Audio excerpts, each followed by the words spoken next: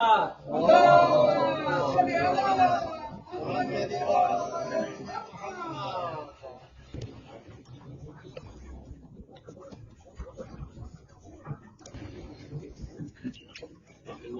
اقرأ الفاتحة.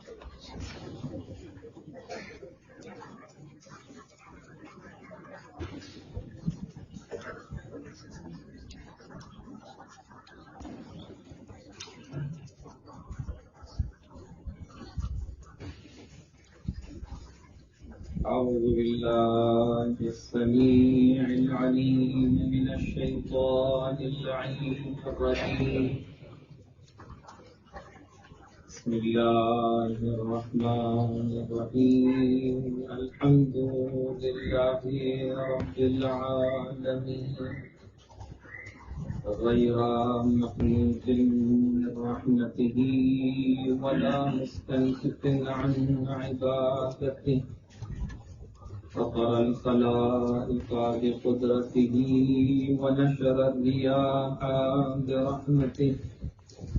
الصلاة والسلام والتحية والإكرام على أول مصدوره وخاتم أنبيائه الذي سمي في السماء بأحمد وفي الأرضين بأبي القاسم المصطفى محمد.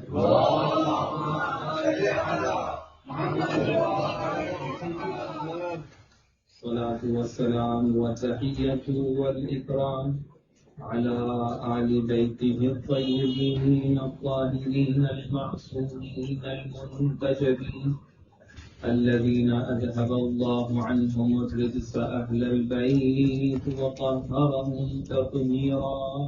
اللهم صل على محمد واللعنة الدائمة الأبدية الباقية على أعدائهم ومنكري فضائلهم وغاصبي حقوقهم أجمعين. أما بعد، فقد قال الله سبحانه وتعالى في كتابه المبين وهو أصدق القائلين: بسم الله الرحمن الرحيم. إنا أنزلناه في ليلة القدر وما أدراك ما ليلة القدر. وقال الصادق عليه السلام: من عرفها حق معرفتها أدرك ليلة القدر. صلوات محمد وعلى محمد. اللهم صل على محمد.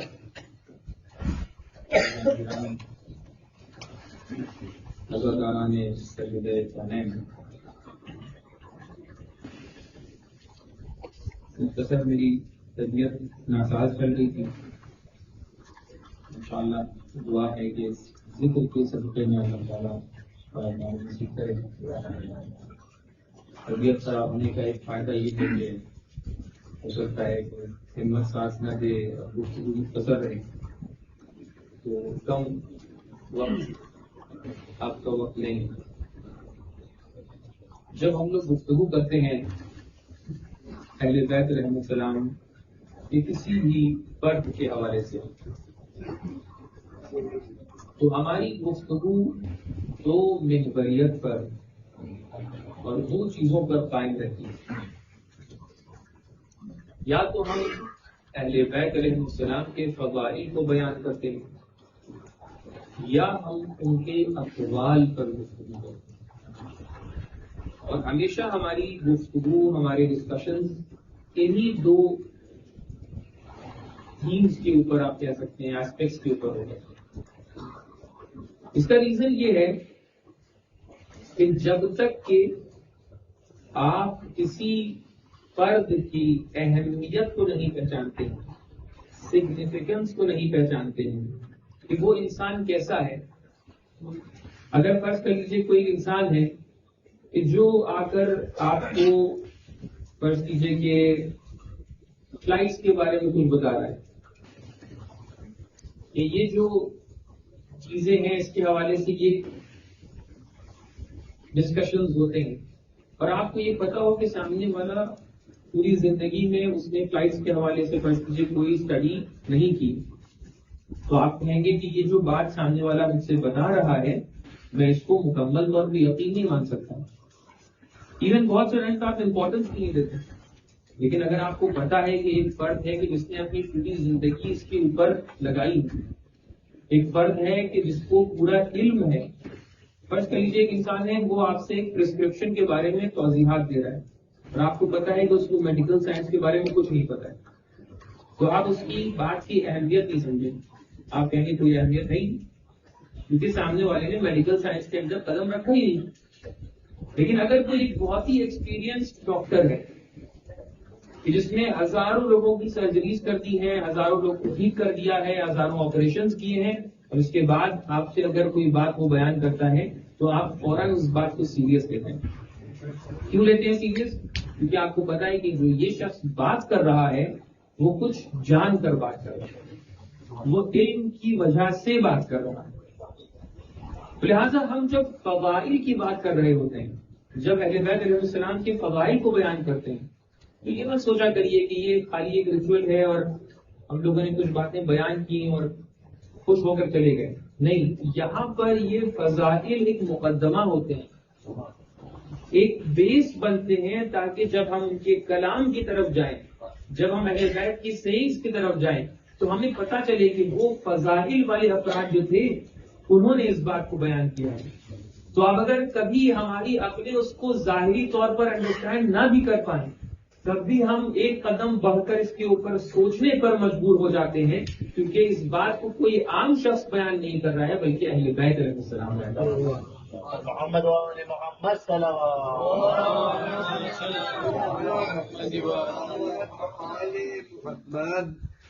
جناب سیدہ کی فضیلتوں میں سے ایک فضیلت یہ ہے کہ آپ کو لیلۃ القدر کا مصداق بیان کیا جا رہا ہے.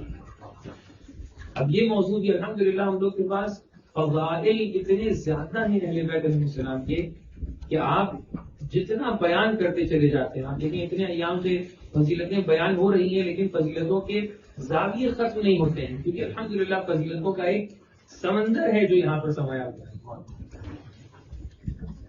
اب آپ پڑھتے ہیں سورہ قدر. سورہ قدر کیسے شروع کرتے ہیں؟ بسم اللہ الرحمن الرحیم، انا انزلناہ فی لیلۃ القدر. اس سے پہلے کہ میں اس ڈسکشن کو آگے بڑھاؤں، ایک روایت آپ لوگ کے لیے پڑھتا ہوں ہمیں صادق علیہ السلام سے.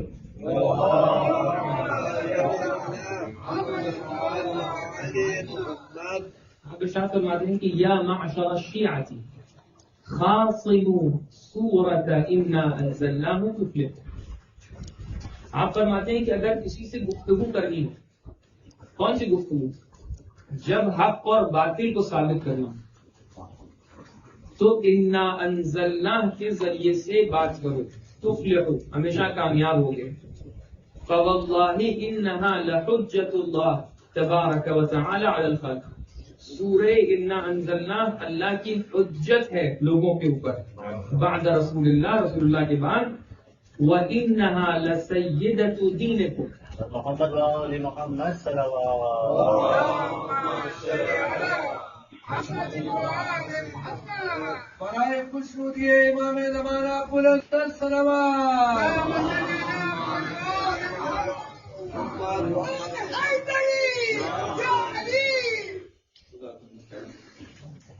وَإِنَّهَا لَسَيِّدَةُ دِينِكُمْ. یہ سورہ انا انزلناہ تمہارے دین کا سرور و سردار ہے.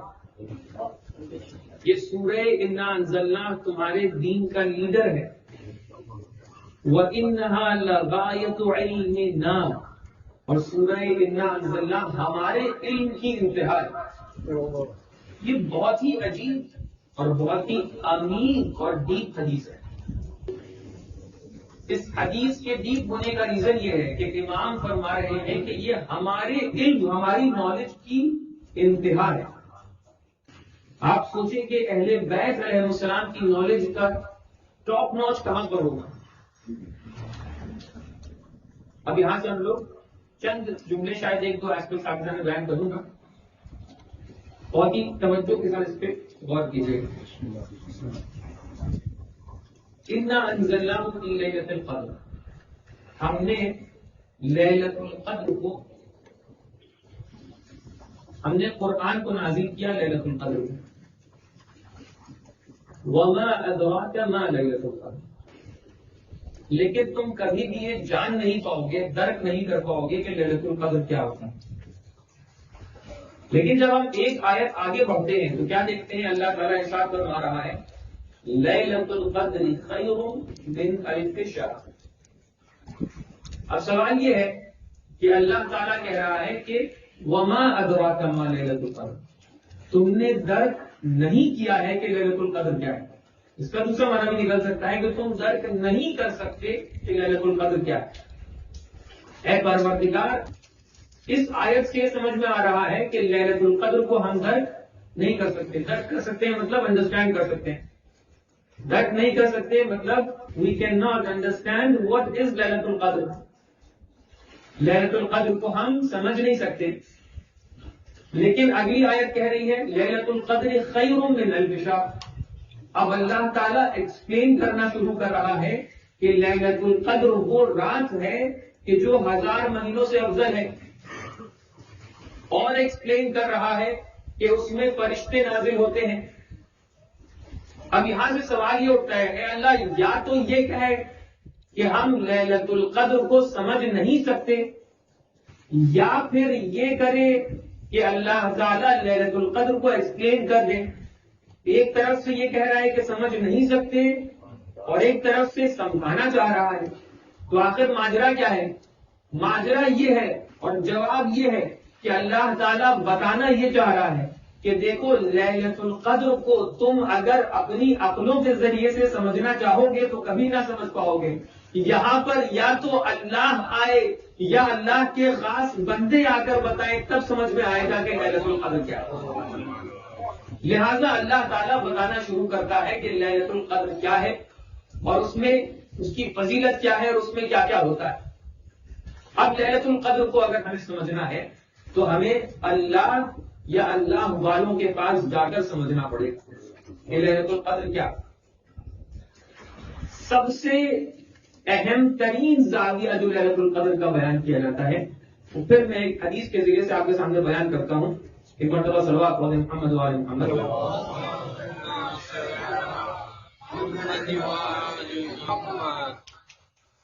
ارشاد ہوتا ہے کہ ذکر عند ابی عبد اللہ علیہ السلام ان انزلناه في ليلة القدر قال ما ابين فضلها على السور قال قلت واي شيء فضلها قال نزلت ولاية امير المؤمنين عليه السلام فيها. امام صادق علیہ السلام کے سامنے جب سورہ انا انزلنا کے بارے میں پوچھا گیا اور پوچھا گیا کہ اس سورہ کی فضیلت کیا ہے، تو آپ نے اس سورہ کی فضیلت کو ایسے بیان کیا کہ اس سورہ میں ولایت امیر المؤمنین، لیلۃ القدر میں ولایت امیر المؤمنین نازل ہوئی. اب دیکھیں لیلۃ القدر کو کوئی نہیں سمجھ سکتا. کون سمجھ سکتا ہے؟ صرف اللہ تعالیٰ. کون سمجھ سکتا ہے؟ اللہ کے خاص بندے سمجھ سکتے ہیں. آپ کے سامنے بات واضح ہے، بہت سی حدیثیں یہیں سے معلوم چل جاتی ہیں. اللہ تعالیٰ منع کر رہا ہے نہیں سمجھ سکتے، لیکن سمجھا رہا ہے، اس کا مطلب اللہ سمجھ سکتا ہے. اب وہ حدیث یاد آئی آپ کو؟ یا علی ما عرفک الا اللہ وانا، اے علی تمہیں کوئی نہیں سمجھ سکتا سوائے اللہ کے اور میرے. وما عرفنی الا اللہ وانت، اور مجھے بھی کوئی نہیں سمجھ سکتا سوائے تمہارے اور اللہ کے. اور وما عرف اللہ الا انا وانت، اور اللہ کو کوئی نہیں سمجھ سکتا سوائے میرے اور تمہارے. بتانا یہ چاہ رہے ہیں کہ اگر معرفت اللہ اور اللہ کے خاص بندوں کی معرفت حاصل کرنی ہے تو سوائے در اہل بیت کے تم کہیں اور سے معرفت حاصل نہیں کر پاؤ. تو اب اس پیش خیمے کے ساتھ، اس تمہید کے ساتھ آگے بڑھتے ہوئے لیلۃ القدر کیا ہے؟ لیلۃ القدر وہ ہے کہ جس میں امیر المؤمنین کی ولایت نازل ہوئی. لیلۃ القدر، لیلۃ القدر مطلب قدر کی رات. قدر کا مطلب آپ سمجھتے ہیں؟ قدر مطلب پیمانہ، مطلب میجرمنٹ. لیلۃ القدر مطلب وہ رات کے جس میں آپ کے لیے چیزوں کو میجر کیا جاتا ہے، آپ کے لیے چیزوں کو طے کیا جاتا ہے۔ چیزوں کو طے کرنے کا لازمہ اور نیسیسٹی یہ ہے کہ چیزوں کو اسی رات میں آپ کے لیے نازل بھی کر دیا جائے۔ یہ بات الگ بات ہے کہ بعد میں جا کر آپ کو وہ باتیں وہ چیزیں ملتی ہیں، لیکن ساری چیزیں آپ کے لیے ڈسٹائن کر دی جاتی ہیں آپ کے اپنے اعمال کے اکارڈنگ لیلۃ القدر میں۔ آپ لوگ الحمدللہ رمضان کے اندر ڈسکشن کو بہت سنتے ہیں۔ لیلۃ القدر کے اندر انسان کیا مانگتا ہے؟ کیا اس طریقے سے پوچھوں، انسان کی ضرورت کیا ضرورت ہوتی ہے؟ انسان کی ضرورت کیا ہو سکتی ہے؟ انسان کو کھانا چاہیے، انسان کو پینا چاہیے، انسان کو شیلٹر چاہیے، انسان کو گھر چاہیے، انسان کو اور متعدد چیزیں چاہیے، انسان کو علم چاہیے، انسان کو اسپرچوالٹی اور معنویت چاہیے۔ انسان کی جتنی بھی ضرورتیں ہیں انسان لیلۃ القدر میں کیا کرتا ہے؟ اللہ تعالیٰ سے مانگتا ہے اور اس کی محنتوں کے اکارڈنگ اللہ تعالیٰ اس کے لیے ڈیزائن کر دیتا ہے۔ اس کی جو اس کے ایفرٹس ہیں اس کے اکارڈنگ اللہ تعالیٰ اس کے لیے طے کر دیتا ہے کہ تمہیں یہ چیزیں مل جائیں گی۔ اس کے اکارڈنگ، اس کے اپنے اعمال کے اکارڈنگ۔ لیکن عجیب کیفیت ہے، یہاں پر ولایت امیر المؤمنین کو بھی لیلۃ القدر میں نازل ہوتے ہوئے بتایا جا رہا ہے۔ کیا بتایا جا رہا ہے؟ کیا بتانا چاہ رہے ہیں امام صادق علیہ السلام؟ بتانا یہ چاہ رہے ہیں کہ دیکھو، ولایت امیر المؤمنین ہی وہ بنیاد ہے کہ جس کے ذریعے سے تم تمام تر اعمال کو اور تمام تر ضرورتوں کو پورا کرتے ہو۔ کیسے ضرورتوں کو پورا کرتے ہو؟ تمہیں اگر کھانا چاہیے ہے، تمہیں اگر پینا چاہیے ہے، تمہیں اگر یہ دنیا چاہیے ہے، تمہیں اگر آخرت چاہیے ہے، تو یہ تمام تر چیزیں تمہیں کہیں اور سے نہیں ملتی ہیں، بلکہ حدیث میں کس طریقے سے آیا ہے کہ لولا الحجۃ لساقت الارض باہلها، یہ تمام تر چیزیں حجت کے ذریعے سے آتی ہیں۔ حجت وہ حلقہ وصل ہے، وہ نقطۂ اتصال ہے، وہ میڈیٹر ہے کہ جس کے ذریعے سے اللہ سے نعمتوں کو لے کر اور دنیا کے بندوں اور انسانوں تک کی چیزوں کو پہنچایا جاتا ہے۔ زیارت جامع کبیرہ میں ہم کیا پڑھتے ہیں؟ بکم یفتح اللہ و بکم یختم، اے اہل بیت، آپ کے ذریعے سے اللہ شروع کرتا ہے، آپ کے ذریعے سے ختم کرتا ہے، وَبِكُمْ يُنَزِّلُ الْغَيْثَ، اور آپ کے ذریعے سے نعمتوں کو انسانوں تک کے پہنچاتا ہے۔ بتانا یہ چاہ رہے ہیں کہ جتنی نعمتیں تم تک کے آتی ہیں وہ تمام کی تمام نعمتیں ولایت کے ذریعے سے آتی ہیں، اور یہ ولایت جب شب قدر میں نازل ہوتی ہے تب تم تک کے نعمتیں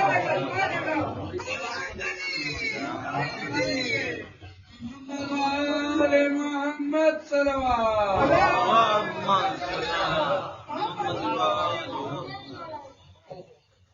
اب ولایت امیر المؤمنین، ولایت حجج الہی کے ذریعے سے یہ تمام تر نعمتیں ہم تک کے پہنچتی ہیں، ہم انسانوں تک کے پہنچتی ہیں۔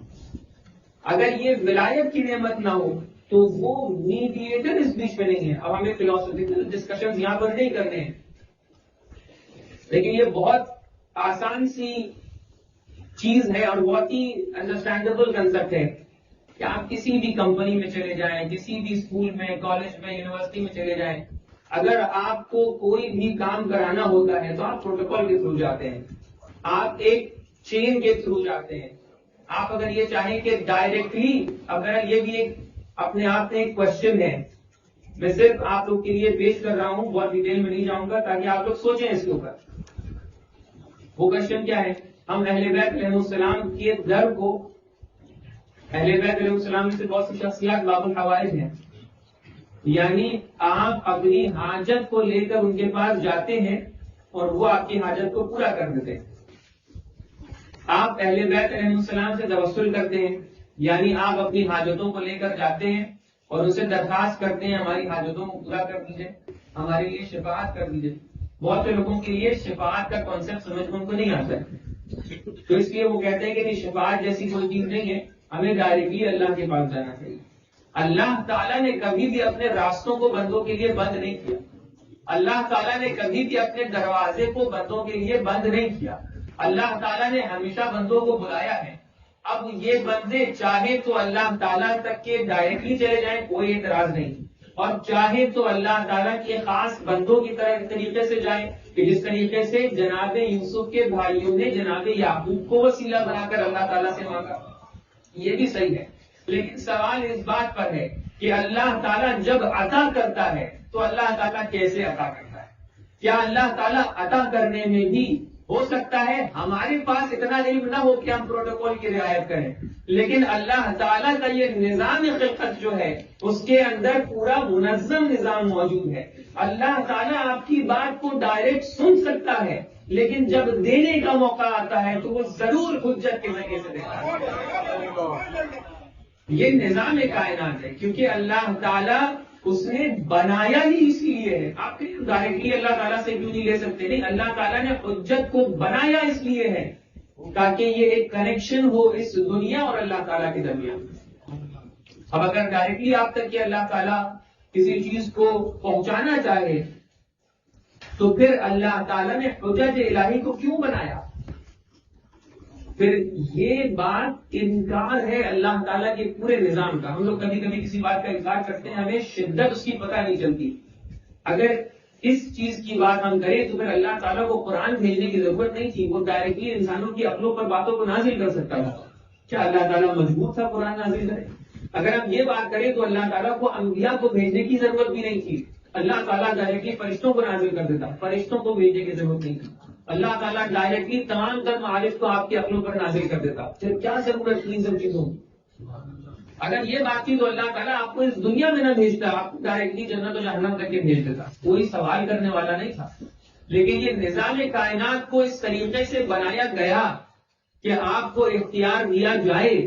کچھ لوگ کہتے ہیں کہ ہم سے پوچھا کیوں نہیں گیا کہ ہمیں مختار رہنا ہے یا نہیں؟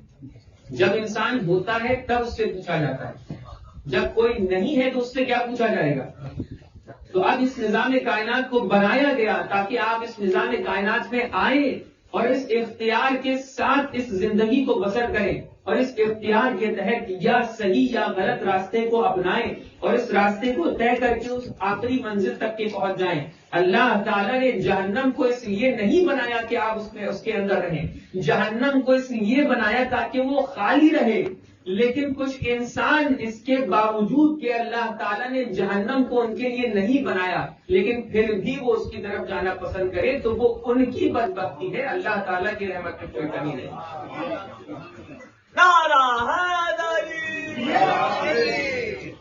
ورنہ اللہ تعالیٰ بہت سارے ایسے مطالب موجود ہیں ہماری ٹیچنگز میں کہ اللہ تعالیٰ بہت سے لوگوں کو شاید کچھ مدت کے لیے جہنم میں رکھے گا تاکہ وہ بہترین طریقے سے نکھر جائیں، ان کی غلطیاں معاف ہو جائیں، وہ اپنی سزائیں کاٹ لے کر جنت میں چلے جائیں. لیکن پھر بھی کچھ ایسے لوگ ہوں گے کہ جو خالدین فیہا رہیں گے، اس جہنم میں خلود کے مرحلے میں رہیں گے. خلود کا مطلب ہی ایٹرنٹی ہوتا ہے. اب اگر کوئی یہ سوچے کہ نہیں کچھ لوگ ایسے نہیں ہوں گے بلکہ ہر انسان جنت میں چلا جائے گا تو یہ عدل کی مخالفت ہے.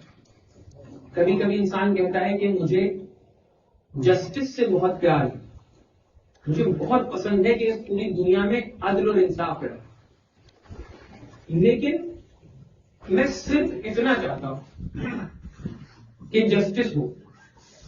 عزیزوں، صرف ایک ایسپیکٹ کو لے کے جسٹس کریٹ نہیں ہو سکتی. آپ فرض کیجئے آپ سوشل جسٹس کریٹ کرنا چاہتے ہیں، آپ کہیں میں نے پولیس کریٹ کر دی، اب ان کا کام یہ ہے کہ وہ سوشل جسٹس امپلیمنٹ کریں. لیکن جو انسان انجسٹس کر رہا ہے آپ اس کی مخالفت نہ کریں.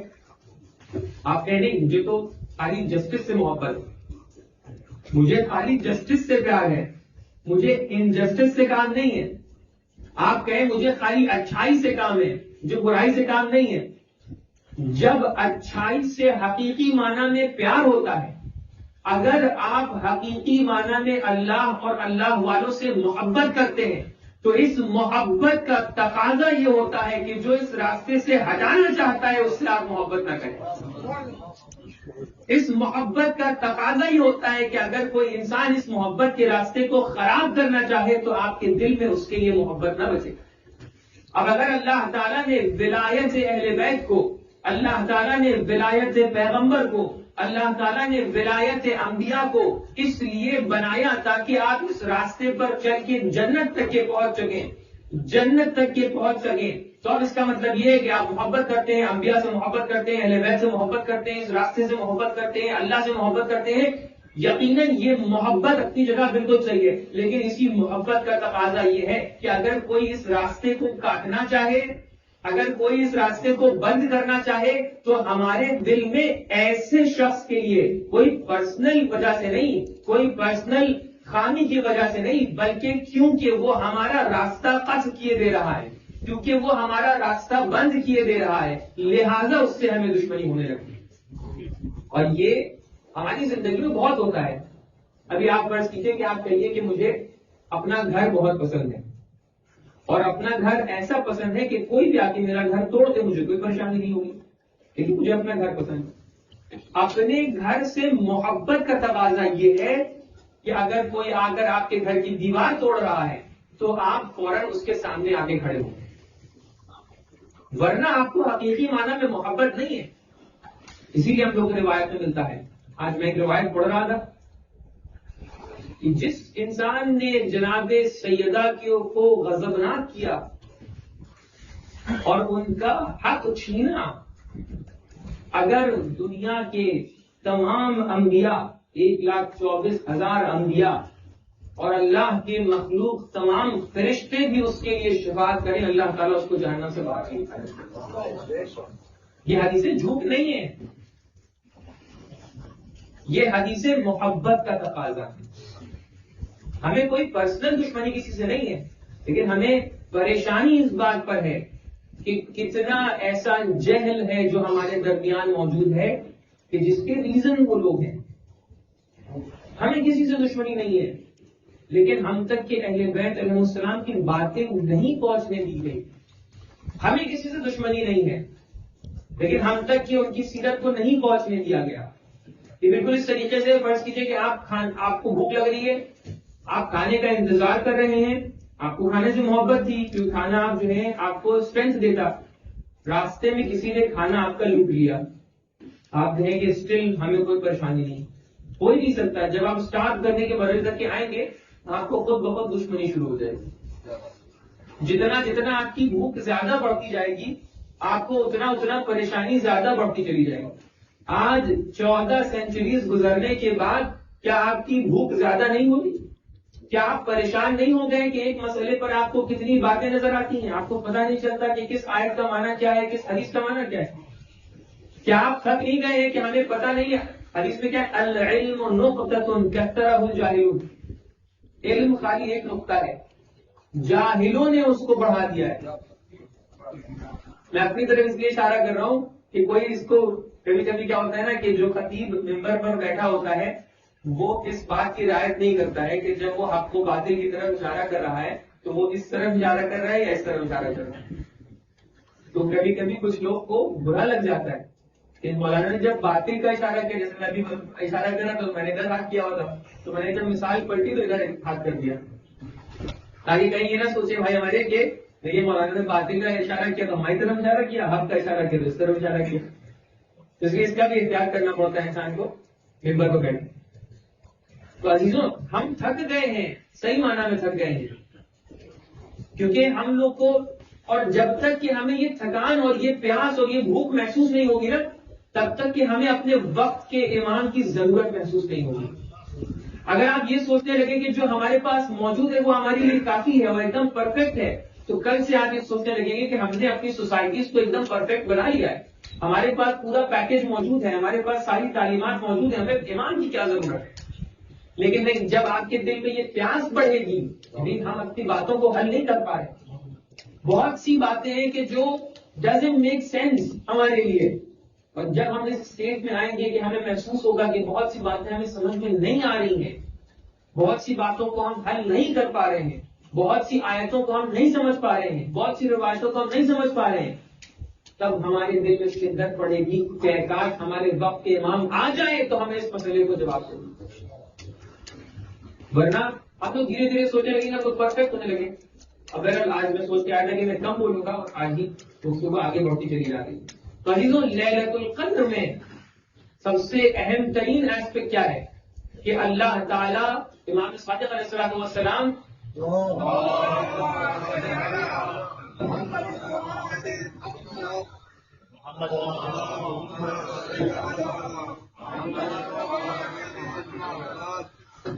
حدیث میں اس طریقے سے ارشاد فرما رہے ہیں کہ ولایت امیر المومنین بھی لیلۃ القدر میں نازل ہوئی.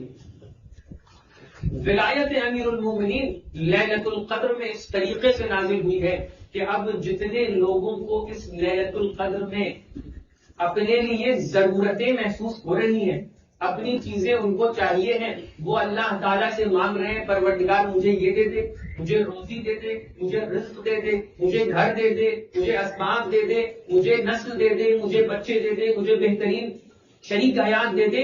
یہ تمام کی تمام چیزیں انسان کی اس دنیا میں ضرورتیں ہیں. ضرورتوں کو پہنچانے کے لیے اللہ تعالیٰ نے حجت کو معین کیا، کہا حجت کے ذریعے سے ضرورتوں کو تم تک یہ پہنچائیں گے. اب حجت کو کس طریقے سے بھیجا جائے تو اللہ تعالیٰ نے اہتمام کیا کہ اے رسول زمین پر باقی نہ رہیے بلکہ معراج کے ذریعے سے ہمارے پاس آئیے تاکہ ہم انسانوں کی ضرورتوں کو لیلۃ القدر کی شکل میں ان پر نازل کر دیں. اور اللہ تعالیٰ نے رسول کو اپنے پاس بلا کر جناب فاطمہ کا وہ نور ان کے سپرد کیا کہ آپ کوثر کی شکل میں لیلۃ القدر کو زمین پر لے کر جائیے تاکہ اس لیلۃ القدر کے وسیلے سے لوگوں کی ضرورتیں پوری ہو سکیں.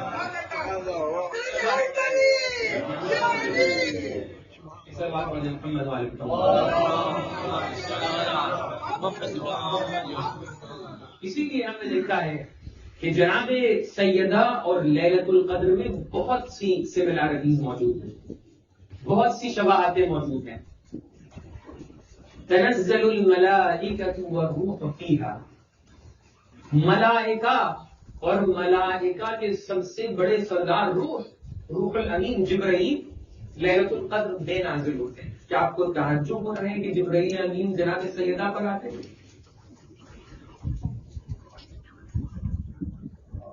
تنزل الملائکۃ، ملائکہ نازل ہوتے تھے. بہت سارے ڈسکشن اس میں اگر تہ میں جائیں، اب حدیث لولاک آپ لوگوں نے اس کے اوپر گفتگو کسی اور دن کریں گے. اس کا مصداق یہی ہے تنزل الملائکۃ. مصحف فاطمہ یہ انہی گفتگو کا نتیجہ ہے. اس دن عرض کر رہا تھا مسجد میں کہ جب جناب مریم پر فرشتے نازل ہوں، وَإِذْ قَالَتِ الْمَلَائِكَةُ يَا مَرْيَمُ إِنَّ اللَّهَ اصْطَفَاكِ وَطَهَّرَكِ وَاصْطَفَاكِ عَلَى نِسَاءِ الْعَالَمِينَ. تب کسی کو تعجب نہ ہو. جب جناب موسیٰ کی والدہ پر وحی نازل ہو تب کسی کو تعجب نہ ہو. لیکن جب سیدہ نساء عالمین کے حوالے سے ہم یہ کہیں کہ ان پر ملائکہ ان سے گفتگو کرتے تھے، وہ محدثہ تھی، تو لوگوں کو تعجب ہو جاتا ہے. عزیزان گرامی، یہ کیفیت جناب فاطمہ اور لیلۃ القدر کے اندر اسی لیے اتنی شباہتیں پائی جاتی ہیں. اپنی بات کو سمیٹتے ہوئے، لیلۃ القدر اور جناب سیدہ بہت ایک دوسرے سے مشابہ ہیں. لیلۃ القدر کب ہے آپ ذرا بتائیں؟ 19 کو ہے، 21 کو ہے، 23 کو ہے، 25 کو ہے، 27 کو ہے، 29 کو ہے. کب ہے جناب؟ اللہ تعالیٰ نے اس لیلۃ القدر کے احترام میں اس کو آپ کی نظروں سے چھپا دیا،